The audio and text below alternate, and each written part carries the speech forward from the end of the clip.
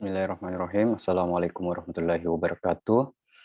Baiklah, kita lanjutkan penjelasan terkait dengan instrumental modern atau analisis instrumen pada pengaplikasiannya pada bidang farmasi.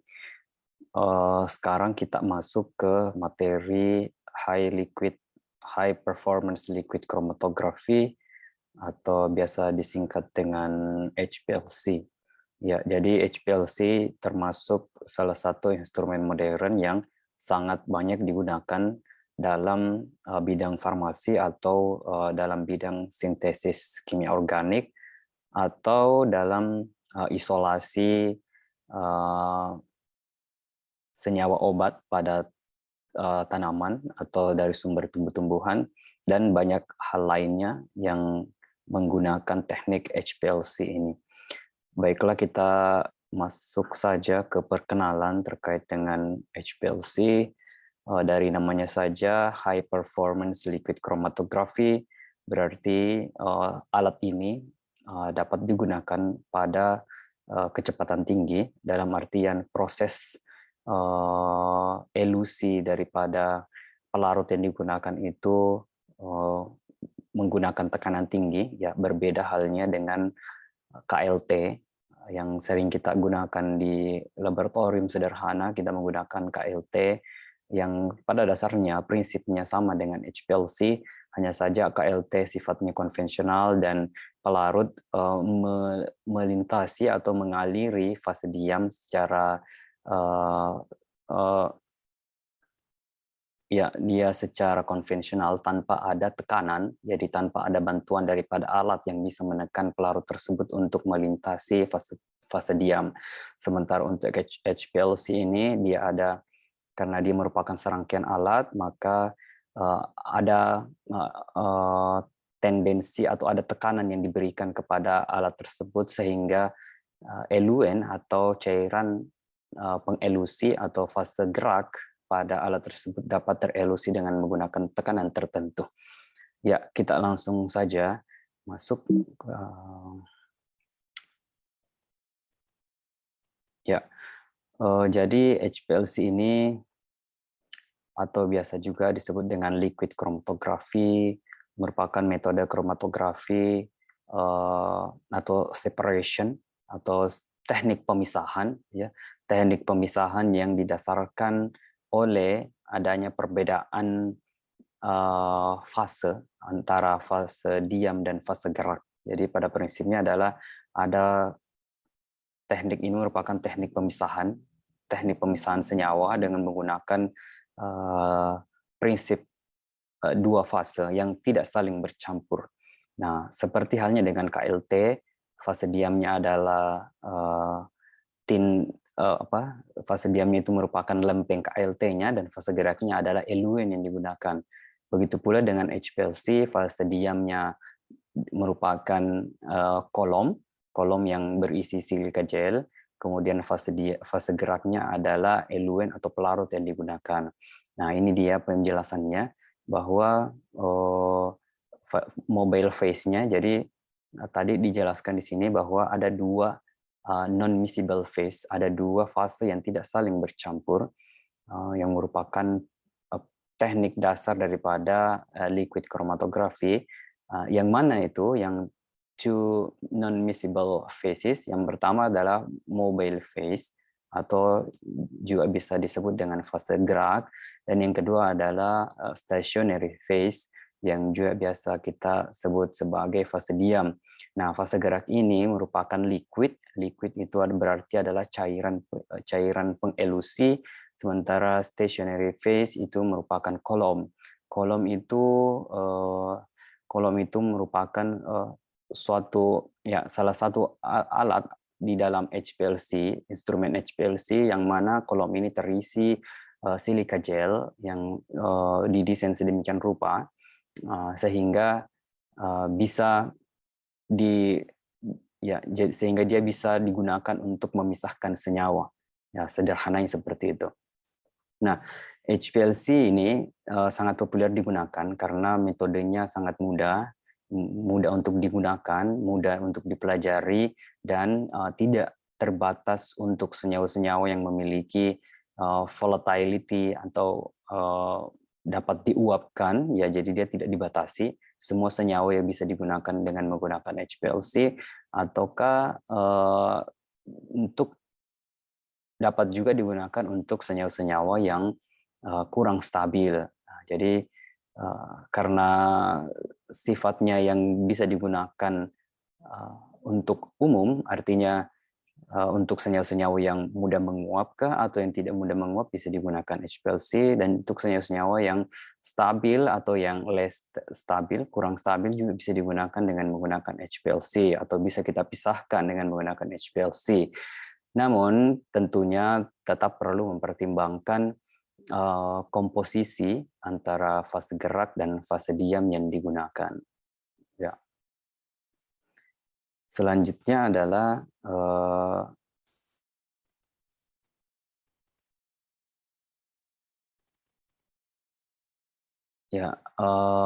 HPLC ini adalah istilah umum yang digunakan pada dunia internasional. Jadi dimanapun kita berada, maka HPLC ini bersifat umum, namun pengertiannya bisa menjadi dua.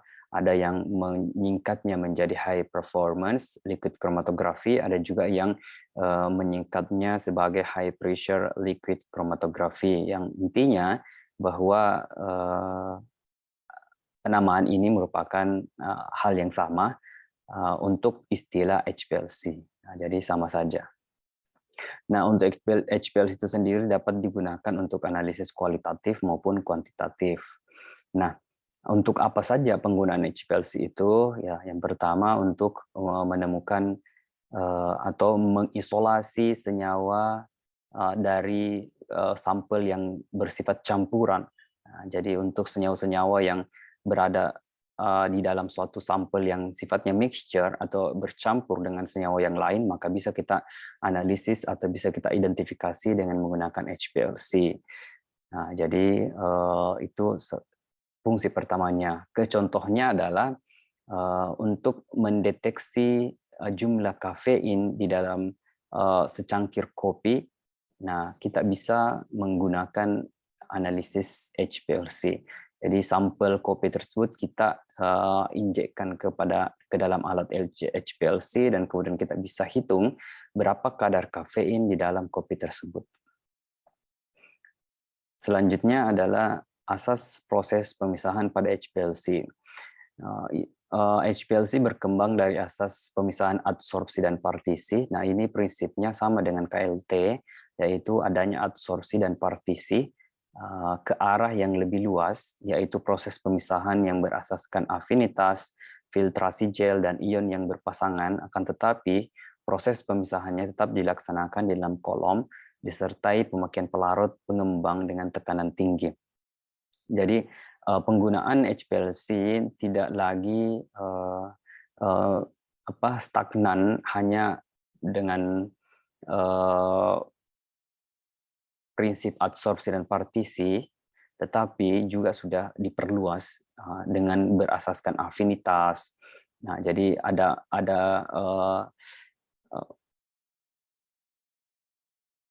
ada efek afinitas yang berpengaruh atau yang mempengaruhi penggunaan alat HPLC. Kemudian di sini ada filtrasi gel, jadi HPLC juga sudah dikembangkan untuk teknik filtrasi gel. Kemudian ada juga ion yang berpasangan. Nah, teknik-teknik ini tentunya sangat erat kaitannya dengan penggunaan kolom dan penggunaan pelarut yang digunakan. Nah, di sini digarisbawahi bahwa tentunya tetap dengan menitik beratkan pada kolom yang digunakan dan juga pelarut yang digunakan. Nah, secara dasar HPLC ini penggunaannya hanya dengan prinsip adsorpsi dan partisi. Artinya ada senyawa yang terserap dan ada juga senyawa yang terpisahkan. Jadi ketika kita menggunakan KLT itu kan kita total pada lempengnya, dan kemudian kita elusi. Ketika kita elusi, maka kita akan melihat ada beberapa titik-titik atau spot-spot yang muncul ketika kita sinari di bawah lampu UV, maka akan ada spot-spot yang muncul. Nah, spot-spot itulah yang disebut dengan partisi, ya, pemisahan senyawa. banyaknya jumlah spot yang muncul pada alat KLT atau pada lempeng KLT itu menunjukkan banyaknya senyawa yang ada di dalam sampel yang kita totolkan pada alat KLT tersebut. Nah, prinsip dasar ini sama halnya dengan HPLC. Ketika kita injekkan sampel ke dalam alat, maka akan muncul pita-pita. Pita-pita itu artinya akan muncul beberapa senyawa yang terpisahkan satu dengan yang lainnya, tergantung pada tingkat kepolarannya dan tergantung dari karakter daripada senyawa tersebut, sehingga muncullah pita-pita yang berbeda antara satu dengan yang lain. Nah, pita ini ditransformasikan dalam bentuk kromatogram, ya. Jadi semakin banyak peak yang muncul atau kromatogram yang muncul, maka itu menandakan semakin banyak pula senyawa yang ada di dalam sampel tersebut.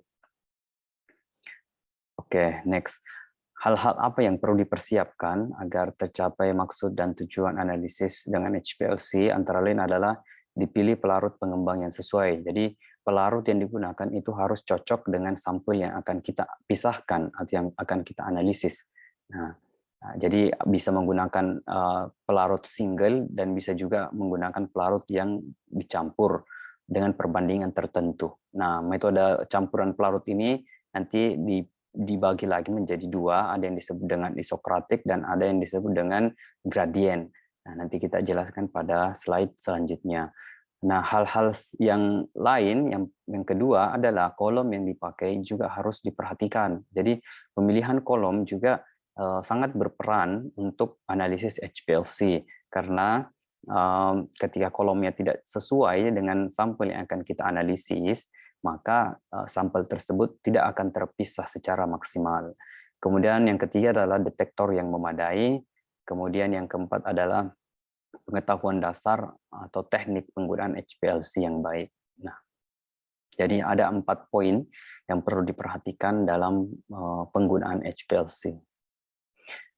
Apa keuntungan metode HPLC ini? Yang pertama adalah dapat dilaksanakan pada suhu kamar atau dengan pemanasan tertentu. Kemudian, detektor HPLC dapat divariasikan. Jadi, kita bisa menggunakan detektor tertentu sesuai dengan target senyawa yang akan kita deteksi. Kemudian yang ketiga adalah pelarut pengembang atau eluen dan kolom itu dapat digunakan berulang kali. Nah, jadi pelarut ini tergantung lagi dengan jenis alat HPLC-nya. Untuk HPLC yang lazim digunakan, maka pelarut tersebut harus dimurnikan kembali untuk kemudian bisa digunakan selanjutnya. Tetapi ada juga HPLC yang sifatnya recycle, artinya pelarut tersebut berputar di dalam alat dan dia merecycle sendiri pelarut yang digunakan, sehingga lebih ekonomis dalam penggunaan pelarut. Kemudian kolom tersebut tentunya juga kolom itu dapat digunakan berulang kali, ya. Jadi tidak sama halnya dengan KLT. KLT itu lempengnya setelah ditotol kemudian dilihat bercaknya, kemudian itu tidak bisa digunakan kembali. Tetapi kalau kolom pada alat HPLC itu bisa digunakan kembali dengan catatan bahwa setelah digunakan harus dicuci dengan pelarut yang bersifat netral, misalnya metanol, kemudian kemudian disimpan pada suhu kamar. Kemudian yang keempat adalah ketepatan dan ketelitiannya yang relatif lebih tinggi. Ya, itu keuntungan utama daripada alat HPLC. Profil kromatogram pada HPLC. Yang pertama, profil kromatogram itu berkorelasi dengan senyawa dalam larutan sampel. Jadi semakin banyak puncak yang muncul pada kromatogram, maka itu menandakan bahwa semakin banyak sampel atau semakin banyak senyawa di dalam sampel tersebut. Kemudian kromatogram HPLC merupakan relasi antara tanggapan detektor dengan ordinat dan waktu sebagai absis pada sistem koordinat Cartesian, di mana titik nol dinyatakan sebagai saat dimulainya injeksi sampel. Nah, nanti kita jelaskan pada slide selanjutnya, karena ini membutuhkan gambar kromatogram untuk kemudian kita jelaskan. Yang ketiga adalah tiap-tiap senyawa akan mengalami hambatan fase diam di dalam kolom dengan waktu yang berbeda. Nah, jadi ini tadi setiap senyawa akan memiliki waktu tambat atau retention time yang berbeda. Jadi semakin banyak peak yang muncul itu menandakan bahwa semakin banyak pula senyawa di dalam sampel tersebut. Kemudian profil kromatogram akan melebar secara ideal. Oke. Nah, apa itu waktu tambat? Tadi ada istilah di sini waktu tambat atau retention time. Retention time itu adalah waktu yang dibutuhkan oleh suatu senyawa untuk dimulai dari saat diinjeksikannya ke alat sampai keluar dari kolom dan sinyalnya ditangkap oleh detektor. Nah, nanti saya jelaskan lagi. Kemudian instrumen HPLC ada yang disebut dengan gerbang suntik, ada injektor dengan memakai septum, ada injektor tanpa septum, ada injektor pipa dosis. Nah, ini tergantung lagi dengan alat yang kita gunakan. Ini variatif sesuai dengan kebutuhan dan ya yang tadi bahwa tergantung alat yang kita gunakan. Itu masing-masing memiliki spesifikasi yang berbeda. Kemudian kolom HPLC merupakan tempat komponen sampel. Yang pertama adalah yang perlu diperhatikan pemilihan kolom, kemudian pemeliharaan kolom, kemudian uji terhadap spesifikasi kolom. Nah, kolom HPLC ini dibuat lurus, tidak melingkar, sebagaimana pada kromatografi gas. Kalau HPLC itu dia lurus saja. Nah, seperti besi bulat itu, kemudian panjangnya bermacam-macam, dan diameternya juga bermacam-macam. Tujuannya agar efisiensi penggunaan kolomnya. Jadi kalau ada yang bertanya mengapa kolom HPLC itu dibuat lurus, maka jawabannya adalah untuk efisiensi penggunaan kolom. Nah, tujuan dibuat kolom dengan diameter sangat kecil antara lain adalah untuk mendapatkan kepekaan pada alat detektor. Kemudian yang kedua adalah menghemat larutan pengembang atau larutan eluen. Kemudian yang ketiga memperluas kemampuan detektor. Kemudian yang keempat, sampel yang dibutuhkan untuk analisis itu sedikit. Nah, ini tadi diameter yang kecil. Kalau pendek, jadi kolom HPLC itu ada yang berdiameter besar, ada yang kecil, dan ada yang panjang, ada yang pendek. Nah, kenapa dibuat pendek? Yang pertama untuk menghasilkan resolusi yang baik, yang kedua memperkecil harga diameter rata-rata partikel fase diam, dan yang ketiga adalah retention time yang singkat, yang dalam hal ini akan mengurangi pengaruh bagian instrumentasi HPLC terhadap hasil pemisahan. Nah, fase kolom.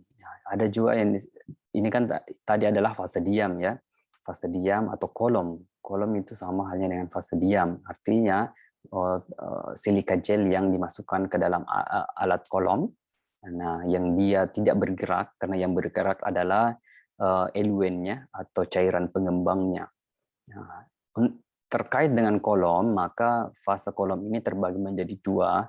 Ada yang disebut dengan fase normal, yang mana fase normal itu adalah fase diamnya bersifat polar, sedangkan fase geraknya bersifat non-polar. Sementara fase terbalik, maka fase diamnya itu bersifat non-polar dan fase geraknya bersifat polar. Nah, ini hanya kebalikan daripada fase normal. Nah, yang mana yang dimaksud dengan ya, jadi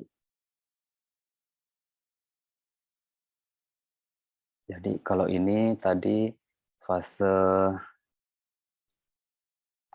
geraknya bersifat non polar. Nah, apa contohnya? Fase diam yang bersifat polar, berarti dia menggunakan silika gel yang bersifat polar. Sementara fase geraknya itu bersifat non-polar, maka pelarutnya itu seperti metanol, kemudian kloroform, kemudian ya semua pelarut-pelarut yang bersifat non-polar, etil asetat dan sebagainya. Sementara untuk fase terbalik, ya, kebalikan daripada fase normal, maka fase diamnya dia bersifat non-polar dan fase geraknya bersifat polar. Nah, fase geraknya yang berupa larutan tadi, seperti apa contohnya? Maka fase geraknya itu bisa berupa campuran air, air dengan metanol, kemudian ya rata-rata menggunakan air dengan pelarut-pelarut polar lainnya. Jadi biasanya komposisi airnya lebih banyak daripada pelarut organiknya. Nah, itulah yang disebut dengan perbedaan antara fase normal dan fase terbalik. Nah, kalau fase normal tadi, fase diamnya polar. Nah, ini berarti silika gelnya polar, kemudian pelarutnya adalah non-polar. Nah, semua pelarut-pelarut organik yang bersifat non-polar maka bisa digunakan. Misalnya tadi metanol, etanol, kloroform, etil asetat, aseton nitril, dan sebagainya. Kemudian kalau fase terbalik, silika gelnya bersifat non-polar. Nah, kemudian fase geraknya bersifat polar. Nah, kalau yang bersifat polar berarti air. Kalaupun mau ada campuran, maka campurannya air dengan metanol. Nah, seperti itu. Petunjuk pemeliharaan kolom. Nah, di sini ada petunjuk pemeliharaan kolom. Ya, yang pertama, kolom harus diperiksa sebelum dan sesudah dipakai. Artinya kita harus pastikan kolom tersebut bersih, tidak ada lagi peak yang muncul pada layar. Selanjutnya adalah pelarut harus derajat Pro HPLC, bukan Pro analisis. Jadi pelarut-pelarut itu kan ada yang Pro analisis dan ada Pro HPLC. Nah, kemurnian dan kemurnian Pro HPLC itu lebih tinggi dibandingkan Pro analisis. Dan pelarut tersebut harus disaring terlebih dahulu sebelum digunakan agar tidak merusak kolom. Ataukah kita sonikasi dulu agar partikel-partikel yang tidak kelihatan akan dipecah oleh sonikator. Kemudian yang ketiga adalah kolom analitik harus dilindungi dengan kolom pelindung. Nah, jadi kolom itu juga terbagi menjadi dua sebenarnya ya. Ada kolom analitik, ada kolom preparasi. Nah, kolom analitik itu biasanya diameternya lebih kecil, sementara kolom preparasi itu biasanya diameternya lebih besar atau preparatif kolom. Nah, untuk kolom analitik itu harus dilindungi dengan kolom pelindung. Jadi biasanya di instrumen HPLC itu kita gunakan dulu kolom protektor untuk melindungi kolom analitik. Sebelum senyawa tersebut masuk ke kolom analitik, maka dilindungi dulu oleh kolom pelindung. Kemudian pH itu di kisaran 2-8 agar tidak merusak kolom. Kemudian sampel dilarutkan dalam pelarut pengembang. Jadi jangan pernah sampel tersebut tidak dilarutkan pada eluen yang digunakan pada alat HPLC tersebut. Kemudian sampel juga harus bebas partikulat, artinya tidak ada lagi partikel-partikel, dan sampel itu juga harus disaring sebelum diinjekkan pada alat HPLC. Kemudian pada sistem elusi cara gradien, perubahan komposisi pelarut pengembang campur tidaklah seketika. Jadi dengan menggunakan metode gradien maka perubahan pelarut atau perbandingan pelarut yang digunakan itu tidak boleh langsung signifikan perbedaannya. Jadi misalnya antara pelarut metanol dengan air kita gunakan. Misalnya saya ingin menggunakan dengan konsentrasi 50-50, kemudian saya langsung ubah ke 90-10, nah itu tidak boleh. Jadi kita harus ubah dia sedikit demi sedikit. Diawali dengan 50-50, kemudian turun menjadi 40-60, kemudian 30-70 dan selanjutnya. Jadi perlahan, itu maksudnya. Kemudian kolom harus disimpan dalam pelarut tertentu atau bisa disimpan pada suhu tertentu. Kemudian pencucian dilakukan setelah kolom dipakai. Nah, itu standar. Oven. Nah, jadi di alat HPLC juga ada oven untuk mengatur suhu. Kolom HPLC diletakkan di dalam oven untuk menjaga temperatur tetap stabil agar diperoleh stabilitas dan keterandalan dalam analisis. Nah, jadi kadang dalam analisis dengan menggunakan HPLC kita mengatur suhunya untuk ya itu tadi untuk mendapatkan kromatogram yang stabil dan kemudian hasil analisis yang stabil itu biasanya kita gunakan intervensi suhu. Nah, di dalam alat HPLC sudah ada ovennya ya untuk memanaskan kolom yang digunakan. Kemudian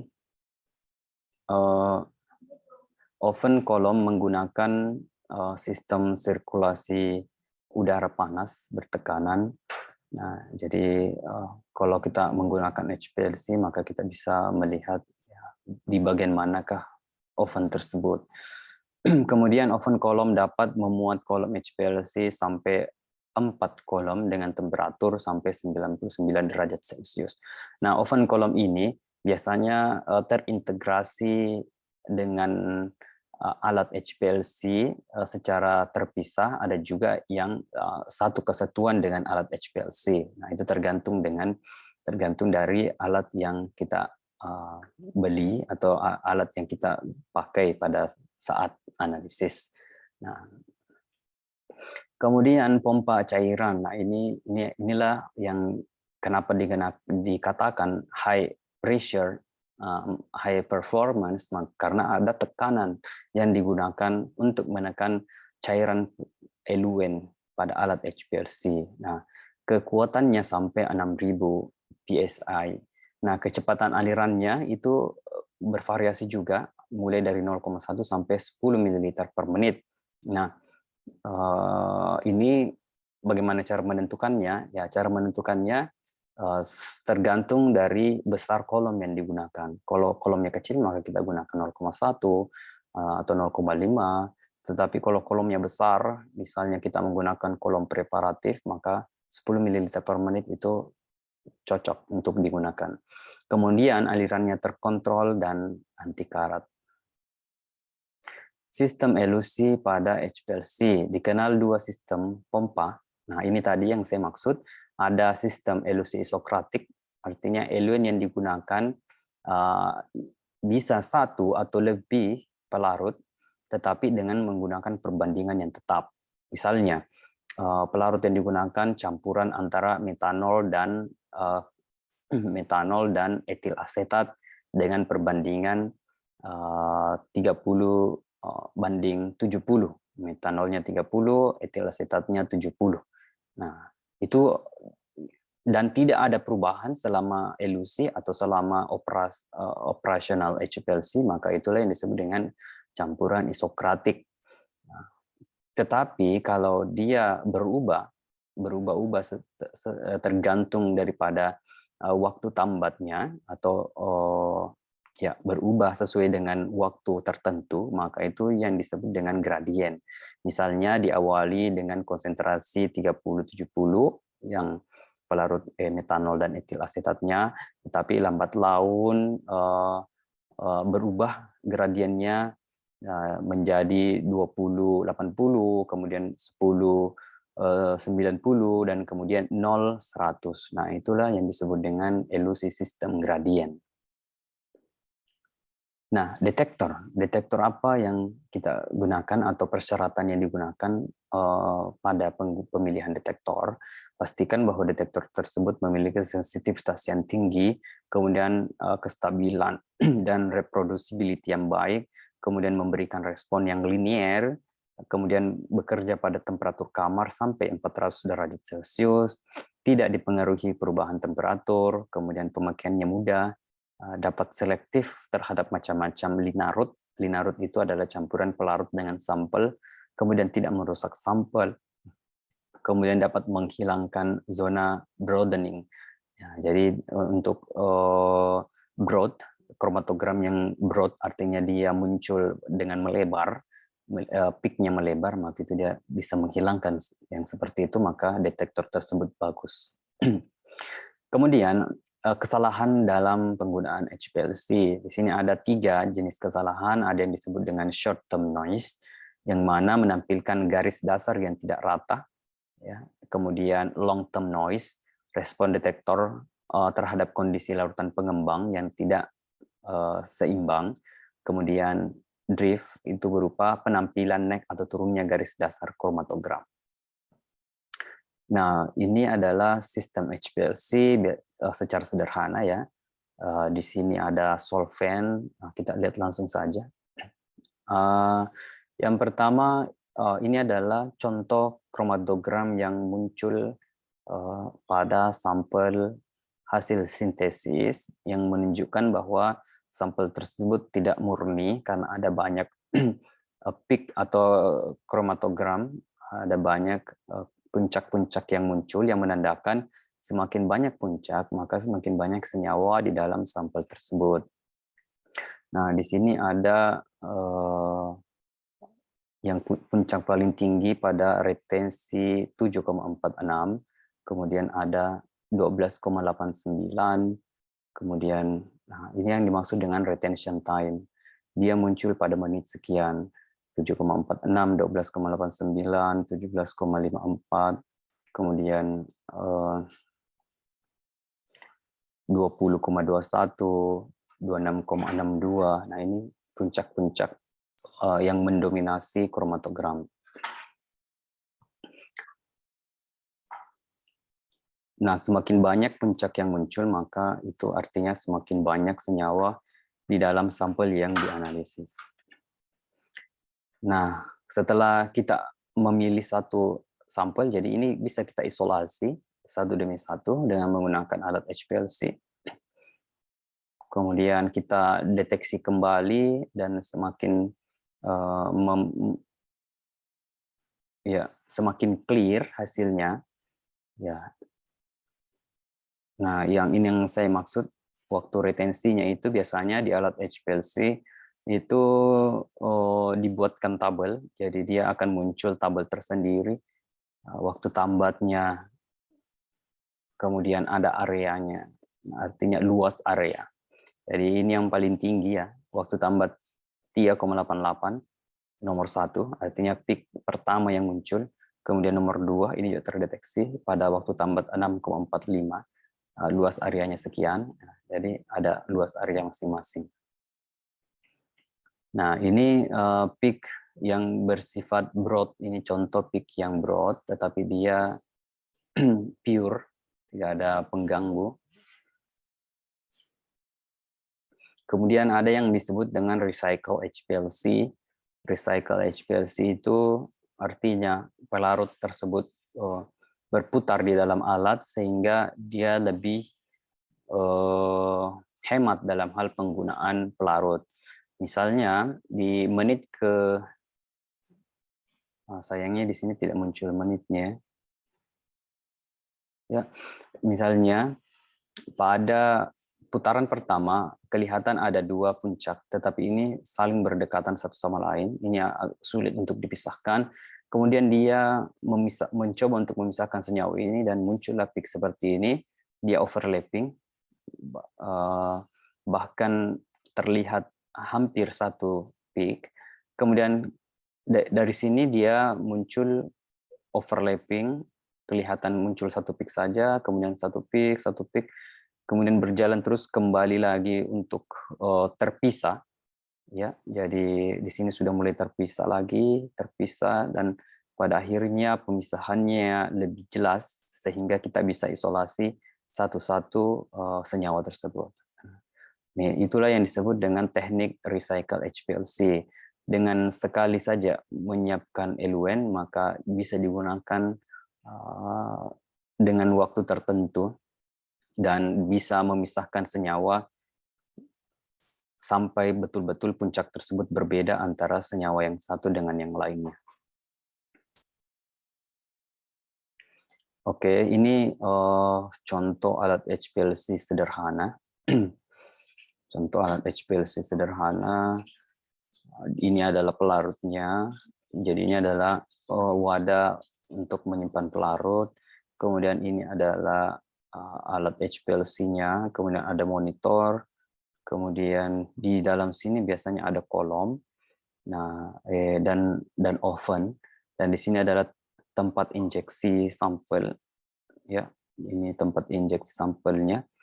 Nah, jadi pas diinjeksi, kemudian dia akan melewati kolom dan cairan eluen akan melintasi kolom tersebut dan akan dideteksi oleh detektor dan keluarlah pada monitor. Ya. Kita coba lihat video terkait dengan HPLC.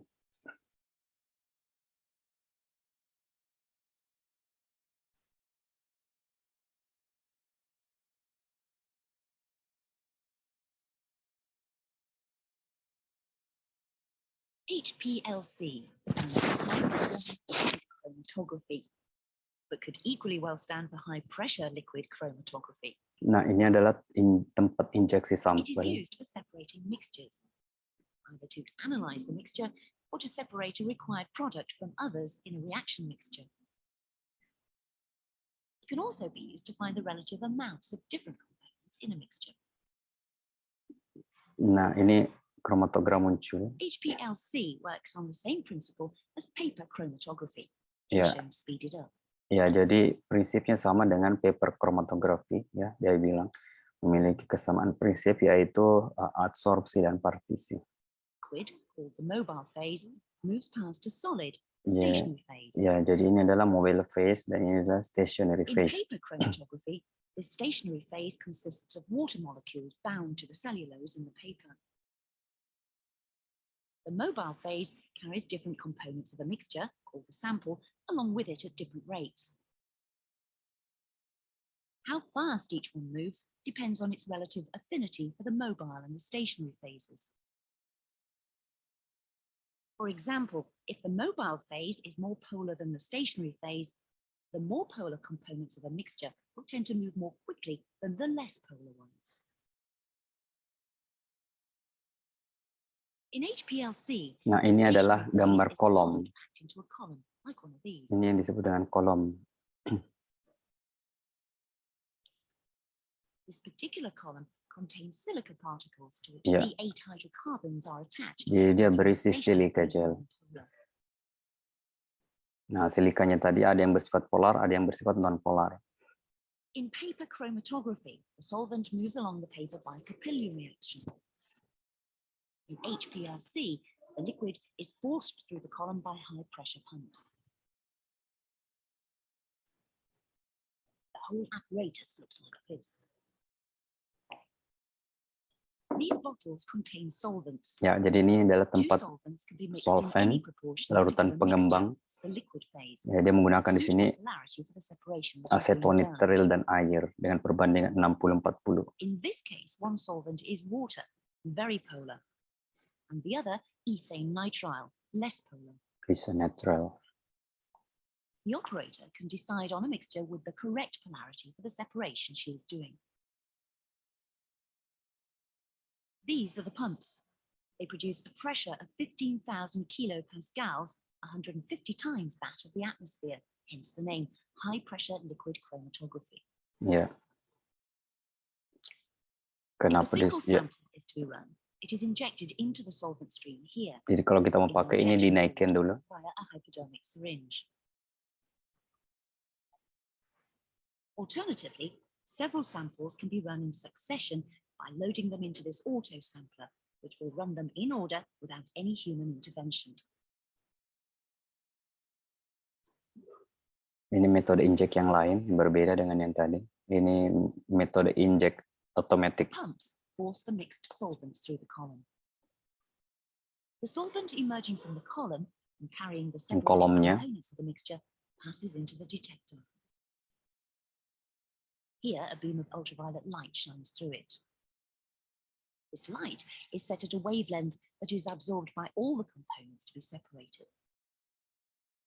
When the detector reading drops, the component that is absorbing UV light is coming out of the column and passing through the detector. Many alternative types of detector are possible. This one measures refractive index. The time that each component takes to come off the column is called its retention time and can be used to help identify it. Here, the HPLC instrument is being used to separate a mixture of two steroids used in a pharmaceutical preparation. The column chosen is packed with a non-polar solid. The tails of the molecules represent hydrocarbon chains. Dia menggunakan kolom non-polar, berarti dia adalah reverse phase. C8H17. Having chosen the solvents, detector wavelength, and flow rate, a single sample is run by injecting about 20 microliters into the injection port. Jumlah sampel yang diinjekkan juga cukup sedikit.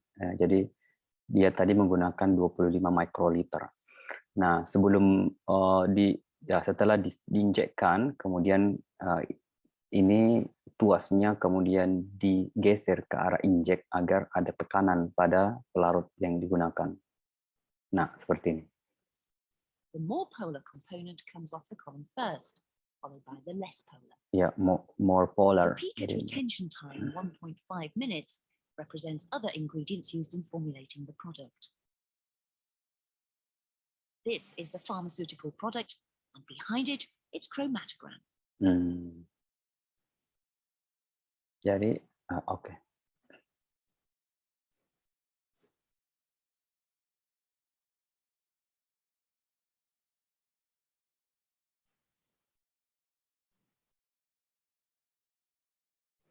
Ya, jadi tadi penjelasan terkait dengan teknik kromatografi, dalam hal ini adalah high pressure liquid chromatography. Kita sudah melihat sedikit pembahasan tentang dasar-dasar penggunaan HPLC dan kemudian ada video untuk menjelaskan bagaimana penggunaan alat tersebut. Nah, memang sulit jika kita tidak praktekkan karena perkuliahan ini sebenarnya membutuhkan praktek untuk melihat langsung alat tersebut dan kemudian kita jelaskan satu demi satu dan kemudian kita uji cobakan untuk menganalisis salah satu sampel atau produk farmasi. Ya, untuk pertemuan ini saya kira cukup. Jika ada pertanyaan silakan sampaikan pada kolom komentar dan kita akan bahas untuk pertanyaan tersebut pada sesi selanjutnya. Demikian, semoga bermanfaat. Lebih dan kurangnya mohon dimaafkan. Billahi taufiq wal hidayah. Wassalamualaikum warahmatullahi wabarakatuh.